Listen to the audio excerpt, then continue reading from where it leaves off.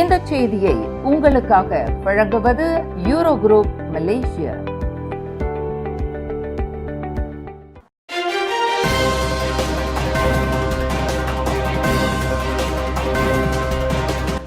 வணக்கம். திசைகளின் 10 மணி செய்திகள்.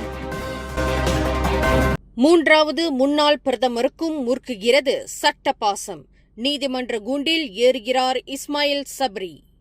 மலேசிய அரசியல் வரலாற்றில் மாபெரும் பூகம்பமாக டத்தோஸ்ரீ நஜீப் ரசாக், தான்ஸ்ரீ முய்தீன் யாசினை தொடர்ந்து நாட்டின் மூன்றாவது முன்னாள் பிரதமரான டத்தோஸ்ரீ இஸ்மாயில் சப்ரி யாக்கூப் மீது ஊழல் குற்றவியல் வழக்கு பாய்ந்துள்ளது. மலேசிய ஊழல் தடுப்பு ஆணையமான SPRM சொத்து விவரங்களை மறைத்ததாக கூறப்படும் குற்றச்சாட்டின் கீழ் இஸ்மாயில் சப்ரியை இன்று செஷன்ஸ் நீதிமன்றத்தில் நிறுத்தப்படவிருந்தார். எனினும் திடீர் இதய கோளாறு மற்றும் இதய துடிப்பு முடக்க கருவி அறுவை சிகிச்சைக்காக அவர் தேசிய இதய கழகமான IJN-இல் அனுமதிக்கப்பட்டதை அடுத்து இந்த அதிரடி வழக்கு விசாரணை வரும் ஆகஸ்ட் 27ஆம் தேதிக்கு அதிரடியாக ஒத்திவைக்கப்பட்டுள்ளது.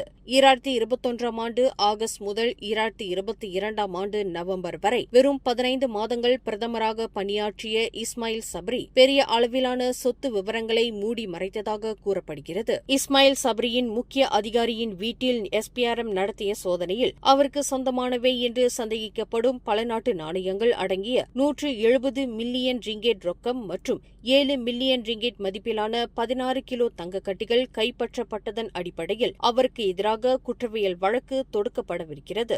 ஏற்கனவே இஸ்மாயில் சப்ரியை SPRM விசாரணை செய்தபோது அவர் நெஞ்சு வலியினால் அவதிப்படுகிறார் என்று தெரிவிக்கப்பட்டதை தொடர்ந்து வாக்குமூல பதிவு பலமுறை ஒத்திவைக்கப்பட்டது. முன்னாள் பிரதமர்களான டத்தோஸ்ரீ நஜீப், வான் MDB மற்றும் SRC ஊழல் வழக்குகளில் சிக்கி சிறைவாசம் அனுபவித்து வரும் வேளையில் தான்ஸ்ரீ முய்தீன் யாசின் ஜானா விபாவா ஊழல் வழக்கில் நீதிமன்ற படிகளை ஏறி போராடி வரும் சூழலிலும் 15 மாதங்கள் மட்டுமே நாட்டின் பிரதமராக இருந்த இஸ்மாயில் சப்ரியும் இப்போது சட்டத்தின் பிடியில் சிக்கியிருப்பது மலேசிய அரசியல் களத்தில் பெரும் சலசலப்பை ஏற்படுத்தியுள்ளது. நெகிரி சம்பிலான் மாநிலத்தின் புதிய ஆட்சிக்குழு உறுப்பினர்களாக நியமிக்கப்பட்டுள்ள 10 பேரும் மந்திரி பசாருக்கு சிறந்த ஒத்துழைப்பை வழங்கி மக்கள் நலப் பணிகளை திறம்பட முன்னெடுப்பார்கள் என்று பரிசான் நேஷனல் துணைத் தலைவர் டத்தோஸ்ரீ முகமது அசான் நம்பிக்கை தெரிவித்துள்ளார். ராம்தாவ் சட்டமன்ற உறுப்பினருமான முகமது அசான் செய்தியாளர்களிடம் பேசுகையில், புதிய ஆட்சிக்குழு உறுப்பினர்கள் அரசாங்கத்திற்கும் மக்களுக்குமான ஒரு பாலமாக செயல்பட வேண்டும் என்றார். அரசாங்கத்தின் கொள்கைகளை மக்களுக்கு தெளிவாக விளக்குவதோடு மக்களின் பிரச்சினைகள், ஆலோசனைகள் மற்றும் கருத்துக்களை சேகரித்து மாநில நிர்வாகத்தை மேம்படுத்த அவர்கள் உழைக்க வேண்டும் என்றும் அவர் குறிப்பிட்டார். மேலும் புதிய ஆட்சிக்குழு உறுப்பினர்கள் தங்களின் பொறுப்புகளை முழுமையாக உணர்ந்து செயல்பட தங்களது இலாக்காக்களின் கீழ் உள்ள அரசு துறைகளிடமிருந்து முறையான விளக்க குறிப்புகளை பெற்று நிர்வாக விவகாரங்களை புரிந்து கொள்ள வேண்டும் என்றும் அவர் அறிவுறுத்தியுள்ளார். உலகளாவிய பொருளாதார மந்தநிலை மற்றும் புவிசார் அரசியல் மோதல்களுக்கு மத்தியிலும் மலேசியாவின் பொருளாதாரம் தொடர்ந்து வலுவான மற்றும் நிலையான வளர்ச்சியை பதிவு செய்து வருவதாக 2ஆம் நிதியமைச்சர் டத்தோஸ்ரீ அமீர் அம்சா அசிசான் தெரிவித்துள்ளார். இன்று நடைபெற்ற கேராப் 2026ஆம் ஆண்டறிக்கை வெளியீட்டு விழாவில் பேசிய அவர், மலேசியாவின் பொருளாதாரம் 2024இல் 5.2%, கடந்த ஆண்டு அதே அளவிலும் வளர்ந்த வேளையில் இந்த ஆண்டின் முதல் காலாண்டில் மொத்த உள்நாட்டு உற்பத்தி 5.4% உயர்ந்துள்ளது என்றார். இதன் மூலம் நடப்பு ஆண்டில் நாட்டின் ஒட்டுமொத்த வளர்ச்சி 5.6% எட்டியுள்ளது என்று அவர் சுட்டிக்காட்டினார். மடானி பொருளாதார கொள்கையின் கீழ் நிதி அமைச்சால் வழிநடத்தப்படும் கேராப் திட்டம் 2024 முதல் 2028 வரையிலான காலத்தில் 120 பில்லியன் ரிங்கெட் உள்நாட்டு முதலீட்டை ஈர்ப்பதை நோக்கமாக கொண்டு வெற்றிகரமாக செயல்பட்டு வருகிறது. அரசாங்க சார்பு முதலீட்டு நிறுவனங்களான GLC-யில் இத்தகைய ஆக்கப்பூர்வமான பங்களிப்புகள் மூலம் நாட்டின் நிதி ஆதாரங்கள் பெருகி மக்கள் நேரடியாக பயனடைந்து வருவதாகவும் அமீர் அம்சா மேலும் குறிப்பிட்டார். நாடாளுமன்ற உறுப்பினர்களுக்கு அரசாங்கம் வளர்ச்சி நிதியை முடக்குவதாக கூறப்படும் குற்றச்சாட்டுகளை பிரதமர் டத்தோஸ்ரீ அன்வார் இப்ராஹிம் மீண்டும் மறுத்துள்ளார். மேம்பாட்டு நிதிகள் மக்கள் பிரதிநிதிகள் மூலம் அல்லாமல் நேரடியாக மக்களுக்கே கொண்டு சேர்க்கப்படுவதாக அவர் தெளிவுபடுத்தியுள்ளார். இன்று மலாக்கா அலூர்கஜாவில் வெள்ளிக்கிழமை தொழுகைக்கு பிறகு செய்தியாளர்களிடம் பேசிய பிரதமர், ஒரு தொகுதிக்கு ஒதுக்கப்படும் நிதி நேரடியாக பள்ளிகள், பள்ளிவாசல்கள் மற்றும் வடிகால் பழுதுபார்ப்பு போன்ற பொது பணிகளுக்கு மட்டுமே அனுப்பப்படும் என்றார். எப்போதிலிருந்து நிதி எம்பிக்களுக்கு கொடுக்கப்பட வேண்டும் என்று சட்டம் வந்தது. நிதி யாருக்கு போக வேண்டும், எம்பிக்கா அல்லது மக்களுக்கா என்று அவர் கேள்வி எழுப்பியுள்ளார். சிறப்பு தொகுதி நிதியை நிர்வகிக்கும் மை ஹாஸ் அணுகலை தாங்கள் இழந்துள்ளதாக PKR கட்சியைச் சேர்ந்த சில எம்பிக்கள் அண்மையில் புகார் அளித்திருந்த நிலையில் பிரதமரின் இந்த விளக்கம் வெளிவந்துள்ளது. சபாவின் சம்பூர்ணா பகுதியில் சமூக சுற்றுலா அனுமதி சீட்டை தவறாக பயன்படுத்தி சட்டவிரோத பொருளாதார மற்றும் வணிக நடவடிக்கைகளில் ஈடுபடும் வெளிநாட்டு சுற்றுலா பயணிகளுக்கு எதிராக கடுமையான அமலாக்க நடவடிக்கைகள் முடுக்கிவிடப்பட்டுள்ளதாக உள்துறை அமைச்சர் டத்தோஸ்ரீ சைஃபுடின் நசிட்டியோன் இஸ்மாயில் தெரிவித்துள்ளார். உள்ளூர் வாசிகளுடன் கூட்டு சேர்ந்து தங்கும் விடுதிகள் உட்பட பல்வேறு வணிகங்களை வெளிநாட்டினர் சட்டவிரோதமாக நடத்தி வருவதை அதிகாரிகள் கண்டறிந்துள்ளனர். மலேசியாவிற்குள் சுற்றுலா பயணிகளாக நுழைந்துவிட்டு வணிகத்தில் ஈடுபடுவது குடிநுழைவு சட்டத்தின் கீழ் கடுமையான குற்றமாகும் என்று எச்சரித்த அமைச்சர் டத்தோஸ்ரீ சைஃபுடின் குற்றவாளிகளுக்கு எதிராக கூட்டு அமலாக்க நடவடிக்கைகள், அபராதங்கள் மற்றும் நீதிமன்ற வழக்குகள் மூலம் கடுமையான நடவடிக்கை எடுக்க உத்தரவிட்டுள்ளார். அதேவேளையில் கிழக்கு சபா பாதுகாப்பு மண்டலத்தின் பாதுகாப்பு நிலைத்தன்மை மீதான அனைத்துலக நம்பிக்கை தொடர்ந்து உயர்ந்துள்ளதாகவும் கடந்த ஜூன் மாதம் வரை இப்பகுதிக்கு 1,29,000க்கும் மேற்பட்ட சுற்றுலா பயணிகள் வருகை தந்துள்ளதாகவும் அவர் குறிப்பிட்டுள்ளார். நாட்டில் மிக வளர்ச்சி கண்டு வரும் மாநிலமான ஸ்லாங்கூரை 2030ஆம் ஆண்டிற்குள் ஆசியான் பிராந்தியத்தின் பொருளாதார முன்மாதிரியாக மாற்றுவதை இலக்காக கொண்ட இரண்டாவது ஸ்லாங்கூர் திட்டமான RS2 மாநில மந்திரி பசார் டத்தோஸ்ரீ அமீருடின் ஷாரி இன்று சமர்ப்பித்துள்ளார். இது 2021 முதல் 2025ஆம் ஆண்டு வரை வெற்றிகரமாக செயல்படுத்தப்பட்ட முதலாவது திட்டத்தின் தொடர்ச்சியாகும். 2026 முதல் 2030 வரையிலான இந்த 5 ஆண்டு கால பொருளாதார மற்றும் சமூக திட்டமானது ஸ்லாங்கூரின் பொருளாதார மதிப்பை 600 பில்லியன் ரிங்கெட்டுக்கும் அதிகமாக உயர்த்துவதை நோக்கமாக கொண்டுள்ளது. இத்திட்டத்தின் மூலம் குறைந்தபட்சம் 1,66,200 புதிய வேலை வாய்ப்புகள் உருவாக்கப்படும் என்றும் ஸ்லாங்கூர் மக்களின் சராசரி மாத வருமானம் 14,500 ரிங்கெட்டாக உயர்த்தப்படும் என்றும் மந்திரி பசார் தெரிவித்துள்ளார். இதற்காக செமி கண்டக்டர், விண்வெளி துறை, டிஜிட்டல் பொருளாதாரம், உணவு பாதுகாப்பு மற்றும் கேரி தீவின் 3வது துறைமுகம் போன்ற முக்கிய துறைகளில் மாநில அரசு கவனம் செலுத்த உள்ளது. மாநில மற்றும் மத்திய அரசின் நிதி, தனியார் முதலீடுகள் என மொத்தம் 33.31 பில்லியன் ரிங்கெட் மதிப்பீட்டில் இந்த இரண்டாவது ஸ்லாங்கூர் திட்டம் முழுமையாக செயல்படுத்தப்பட உள்ளதாக மந்திரி பசார் டத்தோஸ்ரீ அமீருடின் ஷாரி குறிப்பிட்டார்.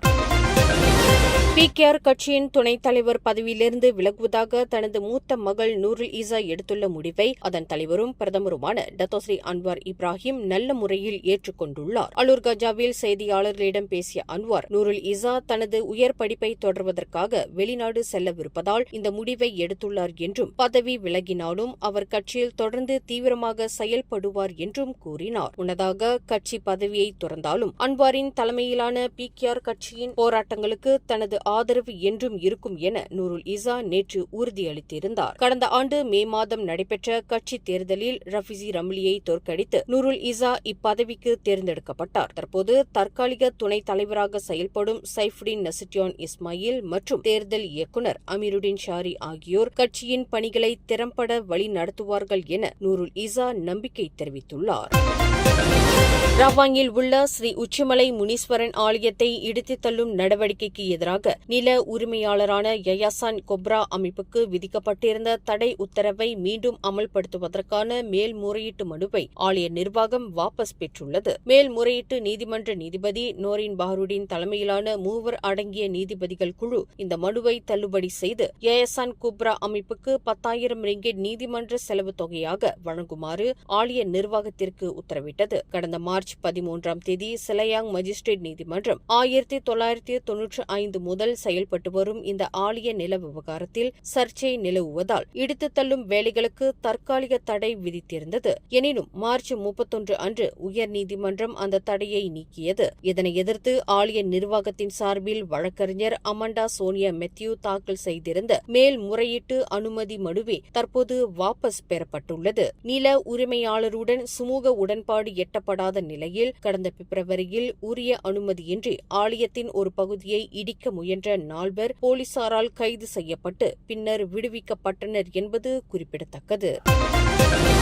புதிய அரசியல் கூட்டணி அமைக்க திட்டமிட்டுள்ளதால் பெர்சத்து கட்சி பரிகாத்தா நேஷனல் கூட்டணியில் இருந்து தானாகவே வெளியேறிவிட்டது என்ற பாஸ் கட்சியின் தலைவர் அப்துல் ஹடி அவாங்கின் கூற்று தவறானது என்று பெர்சத்து பொதுச் செயலாளர் அஸ்மின் அலி தெரிவித்துள்ளார். கூட்டணியின் விதிமுறைப்படி எந்தவொரு கட்சியும் தானாக வெளியேற முடியாது என்றும் கட்சியின் உறுப்பினர் அந்தஸ்து குறித்து அதன் தலைவர் மன்றமே இறுதி முடிவு எடுக்க வேண்டும் என்றும் அவர் தெளிவுபடுத்தியுள்ளார். இதுவரை அதுபோன்ற கூட்டம் எதுவும் நடைபெறாததால் பெர்சத்து இன்னும் கூட்டணியின் அங்கீகரிக்கப்பட்ட அங்கமே என அஸ்மின் அலி வலியுறுத்தியுள்ளார். பரிகாத்தான் கூட்டணி என்பது பாஸ் கட்சியின் ஒரு கிளை அல்ல என்று கூறியுள்ள பெர்சத்து தகவல் தொடர்பு தலைவர் துன் ஃபைசால் பரிகாத்தான் நேஷனல் விதிமுறைகளை மீறி தங்களை தொகுதி பங்கீட்டு கூட்டத்தில் பங்கேற்க விடாமல் தடுத்தது குறித்து சங்கங்களின் பதிவிலாகவிடம் புகார் அளிக்கப்படும் என்றும் கூறியுள்ளார்.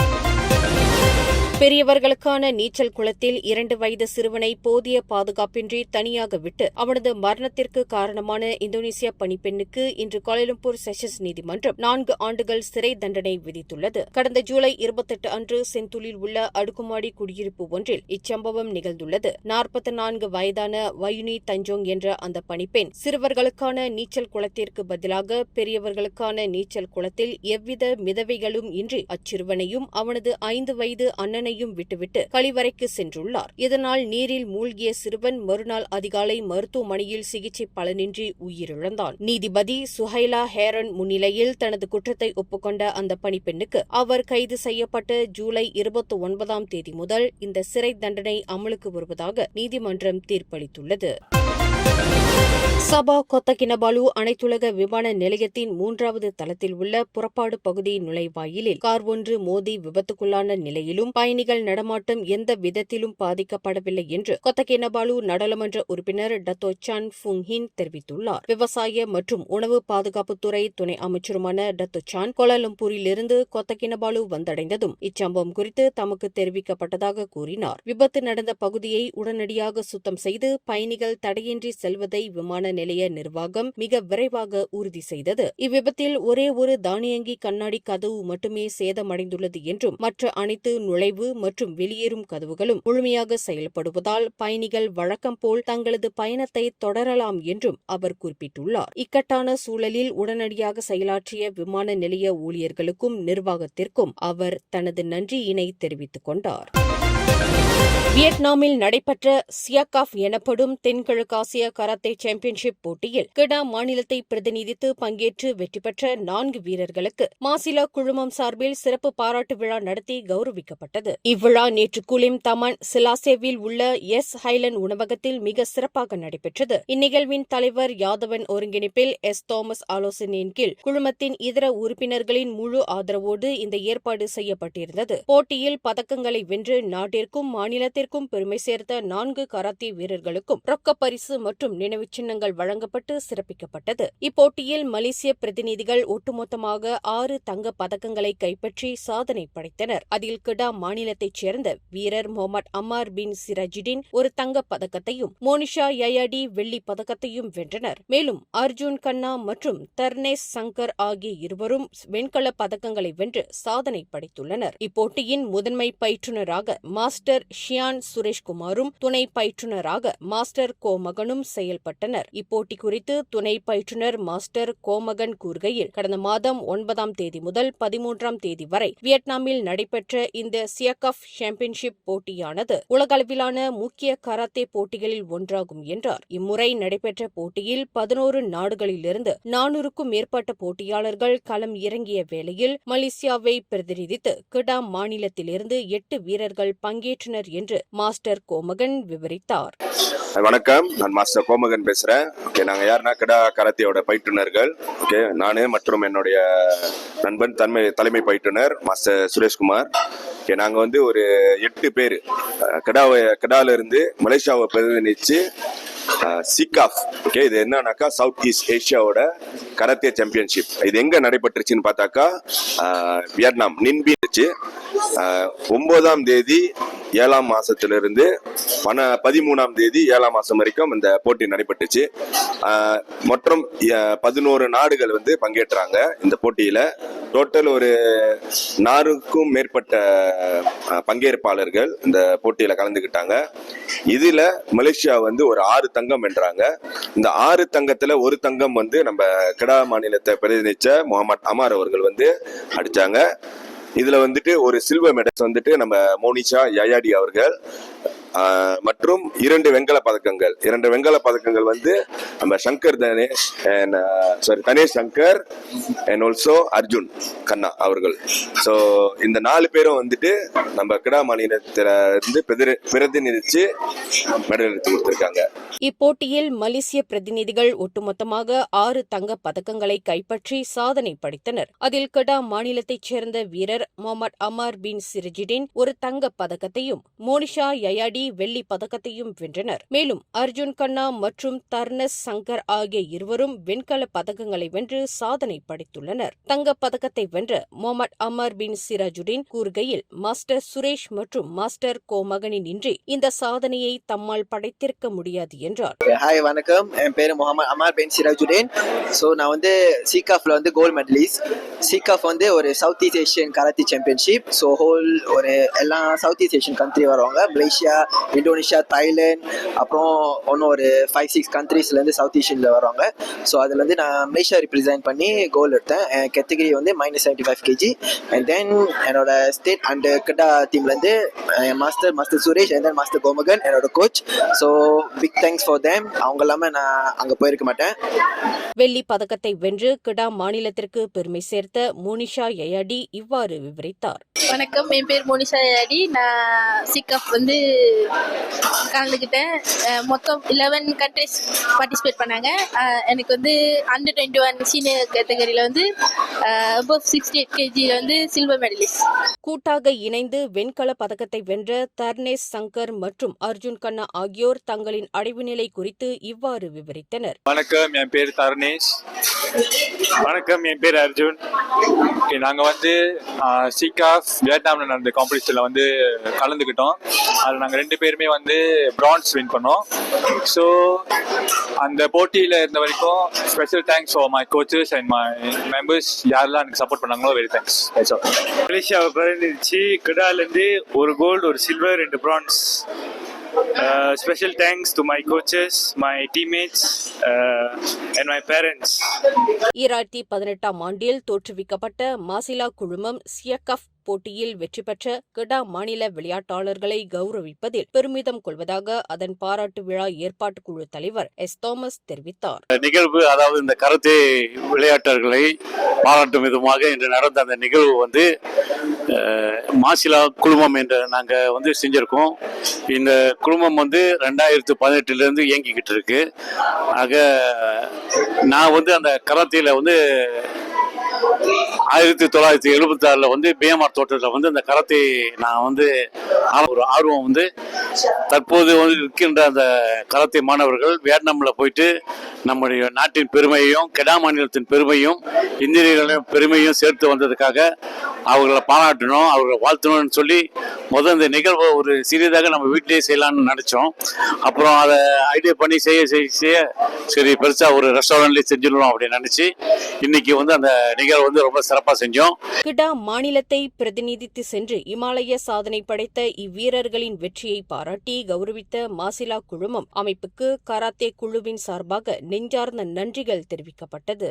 மேலும் செய்திகளை தெரிந்து கொள்ள கீழே இருக்கும் பெல் பட்டனை அழுத்துங்கள். உங்கள் மகிழ்ச்சியை வெளிப்படுத்த லைக் மற்றும் ஷேர் செய்யுங்கள். தொடர்ந்து திசைகளோடு இணைந்திருக்க சப்ஸ்கிரைப் செய்யுங்கள்.